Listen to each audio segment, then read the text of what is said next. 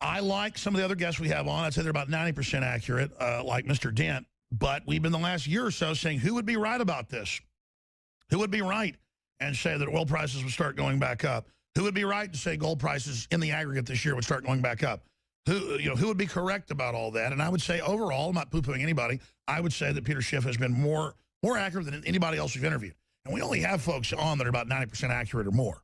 So it's not like it's bad to not be as accurate. But it is a big debate, though, about are we going to have inflation or deflation? I'm not a rocket scientist, but when they're printing more money and issuing more garbage and more derivatives than any time in history, worse than 2008, tells me down the road paper's going to have a problem. But now we're talking about holding your money, so liquid, whatever is what you want in my little, brain. But who knows? Peter Schiff of Euro Pacific Capital joins us, billions under management, and, of course, son of the famous Patriot fighting the IRS and the corrupt government, Irwin Schiff, who passed recently. He joins us to discuss all this, Europac.com. So there's your little intro. You've been dead on. Let's just revisit your predictions, where we're at currently, and your next flotilla of predictions, Peter. But congratulations on being accurate. Though it's kind of like, congratulations, you're predicting the Titanic just hit an iceberg and we're going to sink. So what do we do? Well, I still think it's early even to congratulate me, and I'm not going to, take credit prematurely, but it sure does seem like things are proceeding according to the playbook that I laid out.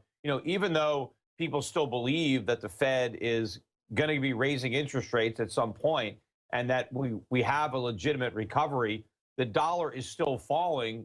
More importantly, gold is rising. Gold stocks, again, pretty much all the gold stocks hit new 52-week highs yesterday. And here we have today with the Dow down about 150, the Nasdaq's down over 70 points. Gold is up yet again.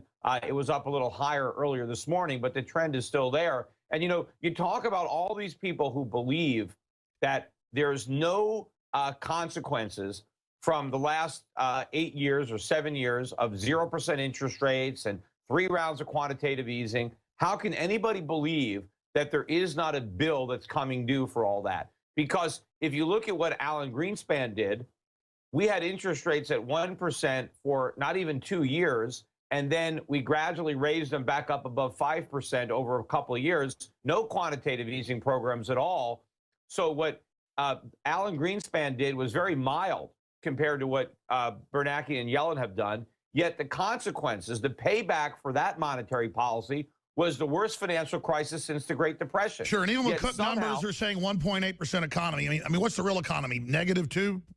Who knows how negative it is? Because the numbers aren't real, because the inflation rate is being artificially suppressed. But my point is, if we had such a bad consequence of the reckless policies under Greenspan, just imagine what's in store for us now. I mean, this is not just going to be the worst financial crisis since the Great Depression. This is going to be the worst crisis, including the Great Depression, because what we're about to enter into, and I think we've already entered into, the beginning of it, but I think it's going to get a lot worse as it progresses. But this is going to be greater than the Great Depression. Meanwhile, you've got President Obama and all sorts of Democratic, talking heads out there Bernie trying Sanders. to talk about how great this economy is. And Bernie Sanders running around like an idiot.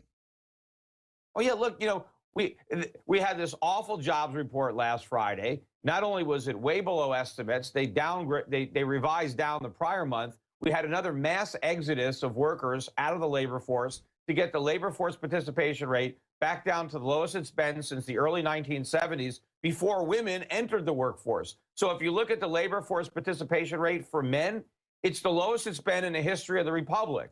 And so this has been a disaster. And all of these so-called economists who are Democrats, who are trying to say that, the Republicans are wrong for criticizing the economy. If a Republican had been president for the last 7 years and everything was exactly the same, can you imagine what they'd be saying about the rise in income inequality, the rise in poverty, the collapse in real wages, the collapse in home ownership, the mass exodus out of the labor force? I mean, this is statistically the worst economy really in our lifetimes. Yet because there's a Democrat president, nobody wants to criticize him from the left.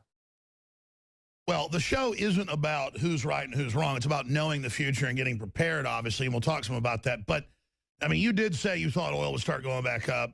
Oh, yeah. And I mean, you did predict that they would basically start talking about going back, to, QE Unlimited. You predicted how they would go up when they went up. But you've also been predicting that, gold would go back up. I know they're trying to artificially suppress it, but, worldwide the demand's going back up. And they admit in elite publications that indeed the, quote, elite are hoarding cash, gold, you name it, building armored bunkers at record levels. Yeah. I mean, what have these people done? Well, yeah, I mean, the price of oil has almost doubled from its low. It got back above, in fact, I saw it as high as about 51.60. It's since pulled back below 50, back in the 49s. But the trend now, I think, is up, and it's going to be even bigger once the dollar really starts to cave in. I mean, the dollar index still hasn't broken down. It's going down. But I think, again, people are still holding out hope. That, sure. What's the time frame? I know you don't want to go out on a limb, but just you're one of the most accurate guys out there. What's the time frame? What do you really think when you sit around the coffee table talking to your wife? Well, it doesn't matter. I think it's happening right now. When it's going to accelerate, from a march to a stampede, I think people have to protect themselves now. I mean, look at our strategies. Look at how much gold stocks are up or silver stocks. Talk about gold and silver. I mean, you're talking about stocks that have tripled, quadrupled so far this year, and Wall Street still doesn't own them. So this, I think, is still early in the scheme of things. So what your listeners should do, if they didn't follow my advice, 3 months ago and 6 months ago, to get on this train, you haven't missed it. I mean, you still got to get on. You got to get out of U.S. dollars, get out of U.S. stocks. You should be talking to my representatives at Euro Pacific Capital. Set up an account. Take your depreciating dollars before they really collapse, and diversify abroad. Get some money into Switzerland and Singapore and New Zealand. And by the way, Peter Schiff is not a sponsor. I ought to call him, give him to be one. I mean, I think the guy's a great guy, but I do agree people should be diversifying. But, I mean, look, let me ask you this question then, Peter. Looking at the time frame historically here, I understand it's already here in most of the world. It's already here in the U.S. at a trot, and you're talking about a gallop, a stampede. What's the time frame, though? I mean, I know you don't, I mean, speculatively. I think the election could be a catalyst, because I think one of the reasons that Janet Yellen is reluctant to admit how weak the economy is because she doesn't want to interrupt the Hillary Clinton narrative. I mean, the whole idea that Obama saved us, everything is great, and now we should turn over the reins to Hillary. So we're in la-la land until the election ends. Yeah, I mean, but thing is, things are getting so bad. Can the Fed hold out and still pretend everything is good until the election? But certainly by the time the election is over, there's no reason to put up the pretense. So I think by the end of the year, the Fed's going to have to come to the rescue, at least what its think is the rescue. They're going to cut rates. They're going to try to have some kind of QE program. But again, this is pouring gasoline on a fire. None of this is going to help solve our problems. This is why we have a problem. The Federal Reserve has created this problem, and they make it worse. I agree. Let me ask you a politically selfish question, but the audience wants to know. I'm worried Trump's going to get in, and then they're going to hold the collapse back till then and then blame it on him. Well, look, I don't think they'll be able to blame it on Trump if it happens, right when he walks into the office. But I think the crisis is going to happen regardless of who we elect. I do think that Trump has a better chance of doing the right thing than Hillary. Hillary has no chance of doing the right thing. Trump might. See, it all depends on, he does a good job of identifying the problems. His solutions are all wrong. Now, maybe he knows they're wrong. Maybe he's just playing politics. Sure, because he wants low interest rates. The real solution. He wants low interest rates because he's a builder. We'll be right back. We've got our guest here, Peter Schiff, joining us, EuroPacificCapital.com. He's been dead on so far, so we're going to come back and I'm going to ask him, what's front and center on his radar, not just my question. Stay with us. Peter Schiff of Euro Pacific Capital. Instead of me asking the questions here in the 5 minutes we have left, you've got the floor. What's front and center for you? Well, as far as I'm concerned, it's when are people going to wake up? I was on this, guys, I was on CNBC a couple days ago, and still they acknowledge that, okay, things seem to be slowing down. They're not as good as we thought they were, but they still don't understand the gravity of this situation. They still have no clue how much damage has been done to the U.S. economy these last 7 years. They still have confidence, have faith in the Federal Reserve, have faith in the dollar, believe everything is going to be okay. And they just think, well, we're at a little bump in the road. They don't realize that we've run out of road, or the road has now come to the end and we're going over a cliff. That is actually what's going on. And to me, this is more obvious than the problems that I was warning about in 2007 that came to a head in 2008. Yet all the people who were oblivious back then are equally clueless now. And to me, this should be even more obvious, especially since we just have that example of what happened in 2008 fresh in everybody's mind, even though it's still, what, 8 years ago. It's all the same people. They were here. They lived through it. It's not like they had to learn about it in a history book. This isn't like the Great Depression, where it's very easy for a revisionist textbook you learn the wrong thing. We experienced this ourselves, yet we're still not prepared for what's about to happen, which again is going to be much worse than the '08 financial crisis. And it's going to be a dollar crisis. It's going to ultimately be a sovereign debt crisis, and it's going to bring this whole bubble economy to its knees. And Americans are not going to be able to get away with this anymore. We can't just keep pretending we have a real economy. We just can't keep running trade deficits and borrowing money to pay for imported products. Meanwhile, we have a bunch of people who are pretending to work. 100 million people that don't work. Aren't even pretending. Peter Schiff, okay, everything you said is totally true. 2 + 2 = 4. You've been absolutely right. Here's the rest of the story, as Paul Harvey would say. They're not going to follow common sense like you just said and stop pretending. I think they'll get even worse, nationalize things, start wars. I mean, historically, they'll make the wrong decisions to stay in power. So what do you expect them to do? I mean, look what they did in 2008. Make it worse, give themselves trillions. I expect them to make the wrong decisions until they can't do it anymore. I mean, eventually, the market won't give them any more rope. We will have hung ourselves on the rope we already had. So at some point, we're going to do the right thing. But my portfolio, what I'm doing with my clients, I'm betting that they keep doing the wrong thing because there's no indication they're going to do the right thing. So what are they going to do? They're just going to print more money. They're going to take interest rates down. These clowns are probably even going to try negative interest rates, even though they're not working in Europe and they're not working in Japan. They're dumb enough to do it because when it comes to central bankers, if one of your friends jumps off a bridge, well, you jump off the same bridge because everybody is doing it, so it must be the right thing to do.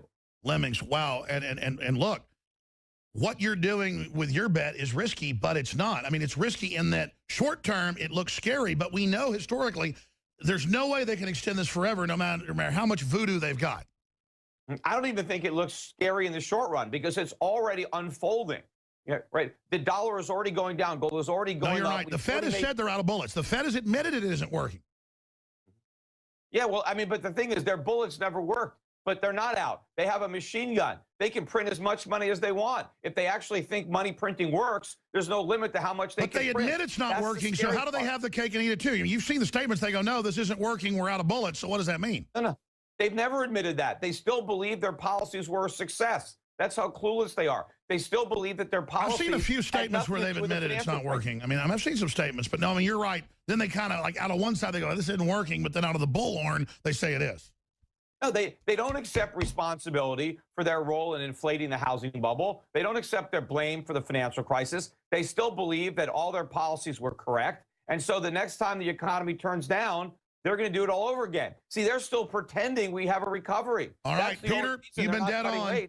Thank you so much, Europac.com. Have a great week. Joins us to discuss all this, Europac.com. So there's your little intro. You've been dead on. Let's just revisit your predictions, where we're at currently, and your next flotilla of predictions, Peter. But congratulations on being accurate. Though it's kind of like, congratulations, you know, you're predicting the Titanic just hit an iceberg, we're going to sink. So what do we do? Well, you know, I still think it's early even to congratulate me, and I'm not going to, you know, take credit prematurely, but it sure does seem like things are proceeding according. I like some of the other guests we have on. I'd say they're about 90% accurate, like Mr. Dent. But we've been the last year or so saying who would be right about this? Who would be right and say that oil prices would start going back up? Who would be right to say gold prices in the aggregate this year would start going back up? Who would be correct about all that? And I would say overall, I'm not poo-pooing anybody, I would say that Peter Schiff has been more accurate than anybody else we've interviewed. And we only have folks on that are about 90% accurate or more. So it's not like it's bad to not be as accurate, but it is to the playbook that I laid out. You know, even though people still believe that the Fed is going to be raising interest rates at some point and that we have a legitimate recovery, the dollar is still falling. More importantly, gold is rising. Gold stocks, again, pretty much all the gold stocks hit new 52-week highs yesterday. And here we have today with the Dow down about 150, the Nasdaq's down over 70 points. Gold is up yet again. It was up a little higher earlier this morning. Big debate, though, about are we going to have inflation or deflation? I'm not a rocket scientist, but when they're printing more money and issuing more garbage and more derivatives than any time in history, worse than 2008, tells me down the road paper's going to have a problem.